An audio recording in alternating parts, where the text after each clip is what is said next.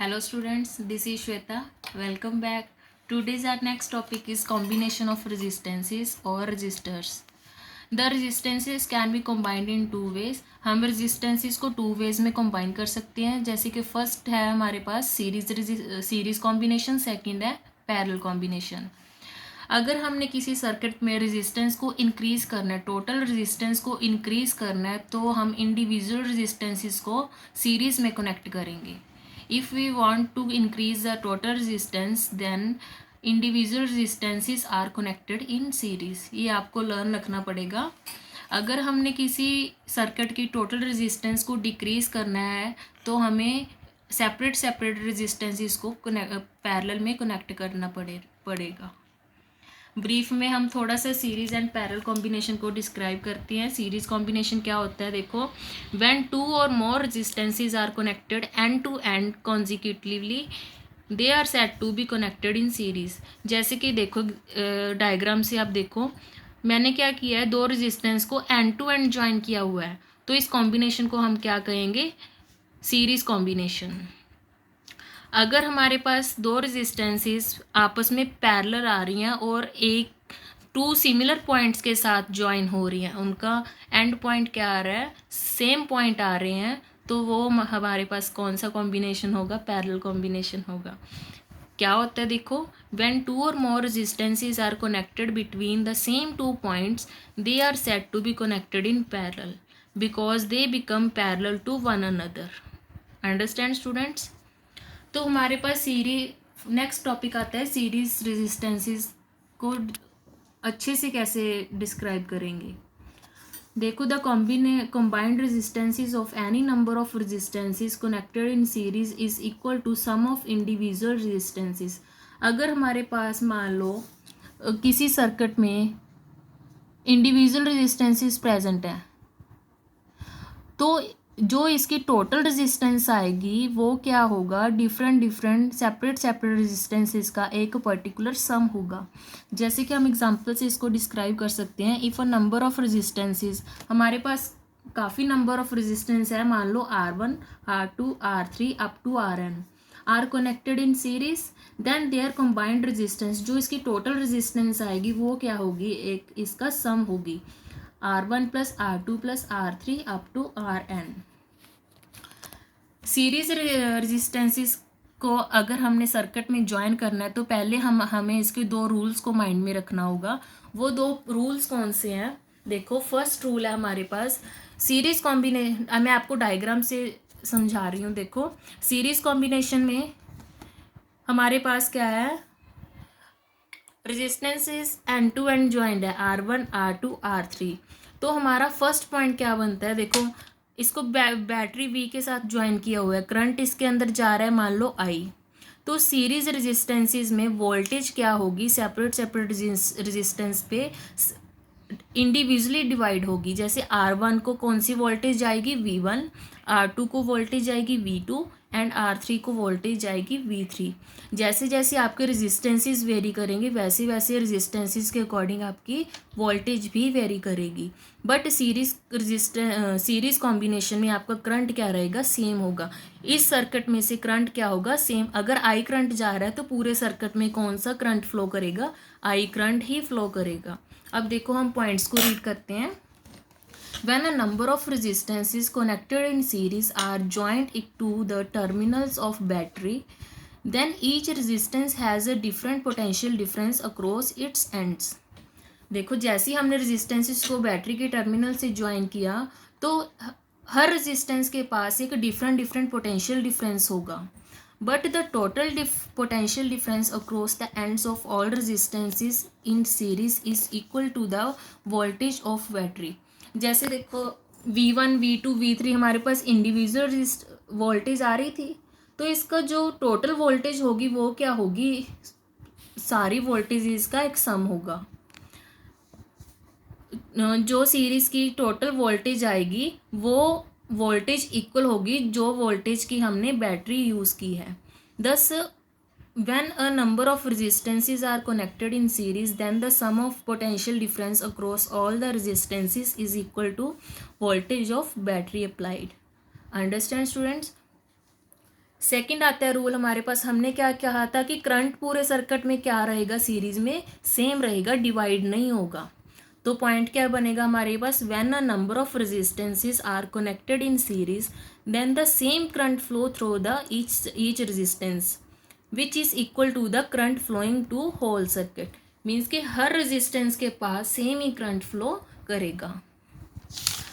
Next topic आता है हमारे पास, resultant resistance of two resistances connected in series.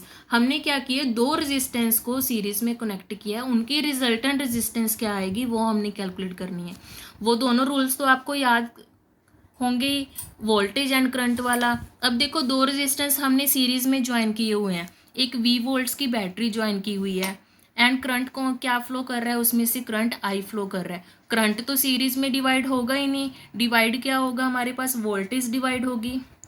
दो रेजिस्टेंस कौन से ले रहे हैं हम, R1 and R2।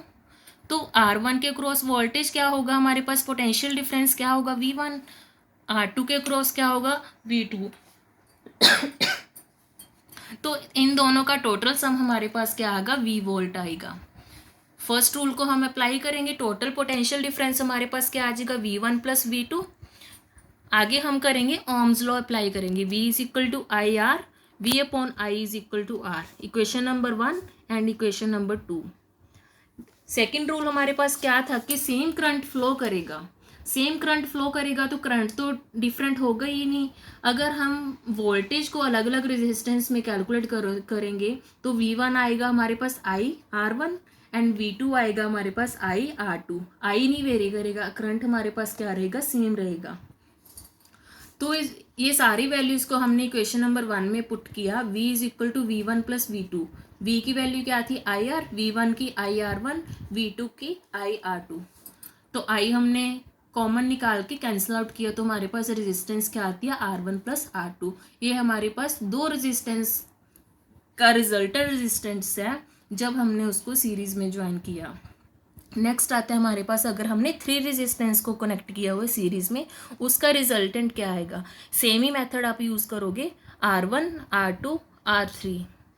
Voltage drop क्या होगा तीनों के cross, V1 V2 and V3। Current तो वेरी करेगा ही नहीं, तीनों रेजिस्टेंसेस में करंट क्या करेगा, सेम फ्लो करेगा।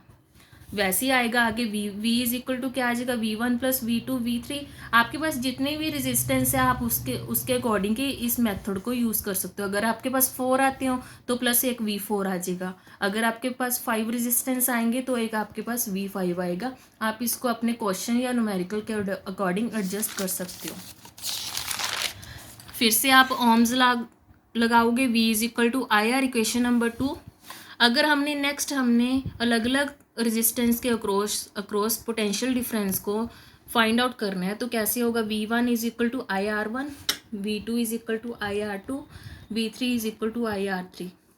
सारी वैल्यूज़ को इक्वेशन नंबर 1 में पुट करोगे, हमारे पास वैल्यू क्या आएगी, V is equal to V1 plus V2 plus V3।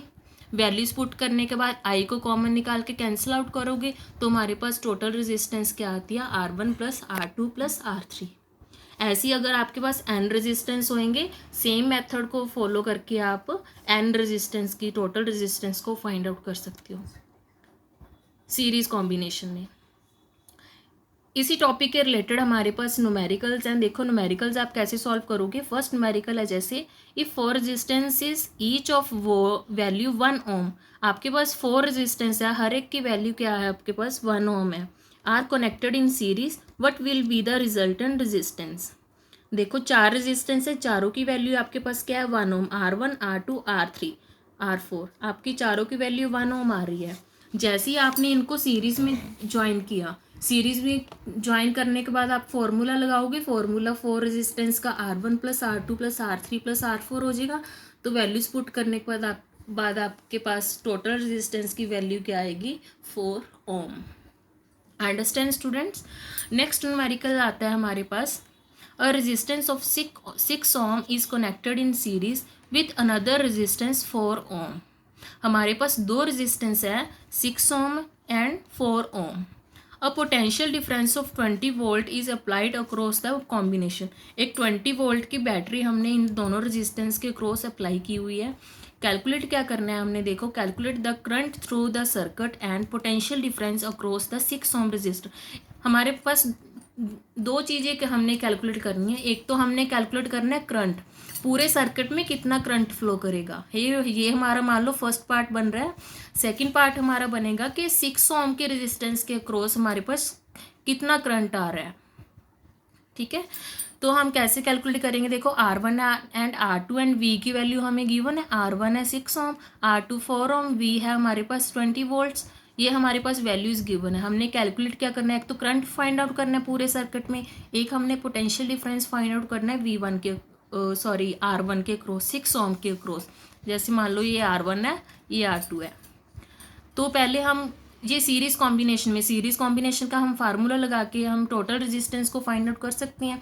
R1 + R2 6 + 4 = 10 ओम। ये हमारे पास नेट रिजल्टेंट आ गई पूरे सर्किट की, सीरीज़ कॉम्बिनेशन में ज्वाइन किए हुए हैं। जो R की वैल्यू हमारे पास है 10 ओम, V की वैल्यू 20 वोल्ट। तो हम ओम्स लॉ को यूज़ करके करंट की वैल्यू फाइंड आउट कर सकते हैं। हमारे पास करंट कितना आ रहा है, 2 ओम्स। सेकेंड पार्ट क्या था, हमने वोल्टेज का फाइंड आउट करनी थी R1 के अक्रॉस। फिर से हम ओम्स लॉ लगाएंगे, बट रेजिस्टेंस कौन सा यूज़ करेंगे हम, R1 वाला, क्योंकि हमने उसके अक्रॉस ही पोटेंशियल डिफरेंस फाइंड आउट करना है। करंट तो हमारे पास सेम फ्लो करेगा, तो हमारे पास करंट की वैल्यू कितनी आएगी, 2 ampere. This current flow is through the 6 ohm resistance. Same ही करंट 6 ओम वाले रेजिस्टेंस में से फ्लो करेगा। तो हमारे पास V1 की वैल्यू क्या आती है, IR1। V1 क्या आएगा, करंट की वैल्यू 2, R1 कितना था हमारा 6, तो V1 कितना आ रहा है 12 वोल्ट। तो हमारे पास 6 ओम वाले रेजिस्टेंस के अक्रॉस पोटेंशियल डिफरेंस कितना आ रहा है, 12 वोल्ट। Thank you.